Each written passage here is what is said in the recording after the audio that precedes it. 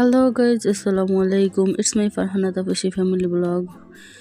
আজকে আমি একটি রেসিপি নিয়ে হাজির হলাম। সেজন্য আমি এখানে রুই মাছের মাথা, তারপরে নিয়ে নিলাম মুগুর ডাল। এরপর আমি চলে গেলাম চুলায়, গিয়ে আমি তেলটা গরম করে নিলাম। তার ভিতরে দিয়ে দিলাম দারচিনি, তেজপাতা দিয়ে আমি একটু ভেজে নিলাম। ভাজার পরে এর ভিতরে আমি দিয়ে দিব পেঁয়াজ বাটা, পেঁয়াজ রসুন বাটা আমি একসাথেই করে নিয়েছি, সেটা আমি এখানে দিয়ে দিলাম। তারপরে দিয়ে দিব অল্প পরিমাণে আদা বাটা।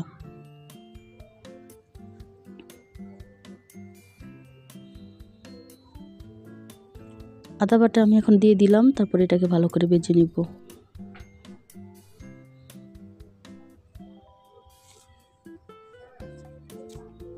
আমার ভাজাটা প্রায় হয়ে এসেছে। এর ভিতরে আমি এখন হলুদের গুঁড়া দিয়ে দিলাম। তারপরে দিয়ে দিব মরিচের গুঁড়া। তারপরে দিয়ে দিব পরিমাণ মতো লবণ। দিয়ে আমি আবারও ভালো করে মশলাটাকে ভেজে নেব।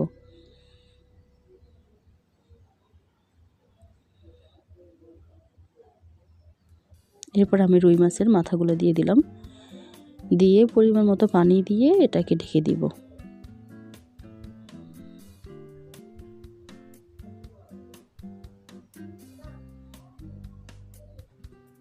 আমি এখানে পরিমাণ মতো পানি দিয়েছি যাতে ভালো করে মাথাটা সিদ্ধ হয়ে যায়, সেজন্য।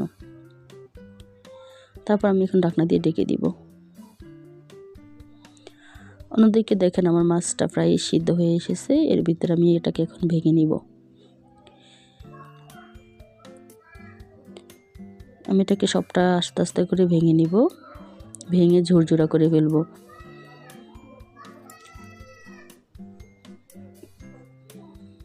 দেখেন আমি পুরো মাছটা ভেঙে ঝুরঝুরা করে ফেলেছি। এখন আমি এটার ভিতরে মুগ ডাল দিয়ে দিব। দিয়ে আমি মুগ ডালটাকে ভালো করে ভেজে নিব। এক এক করে ডালগুলো দিয়ে আমি এটাকে ভালো করে ভেজে নিব। আপনারা যারা এখন আমার চ্যানেলটা সাবস্ক্রাইব করেনি, জলদি গিয়ে আমার চ্যানেলটা সাবস্ক্রাইব করেন, লাইক করেন, কমেন্ট করেন, শেয়ার করেন। আর যেখান থেকে আমার ভিডিওটা দেখছেন, দয়া করে পুরো ভিডিওটা দেখবেন, কেউ টানিয়ে দেখবেন না। এরপর আমি মুগ ডালগুলো ভালো করে ভেজে নিয়ে নেব।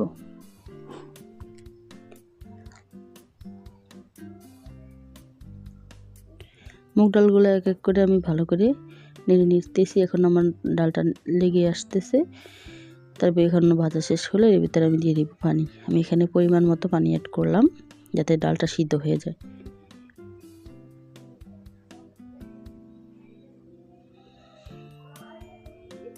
এখন আমি এটাকে আবারও ঢেকে দিব। এর ভিতরে আমি কিছু কাঁচামরিচ অ্যাড করব। কাঁচামরিচ দিয়ে আবার এটাকে ঢেকে দিব। ঢাকনার পরে আমার ডালটা এখন ফুটে এসেছে। আমি অপেক্ষা করব হওয়া পর্যন্ত।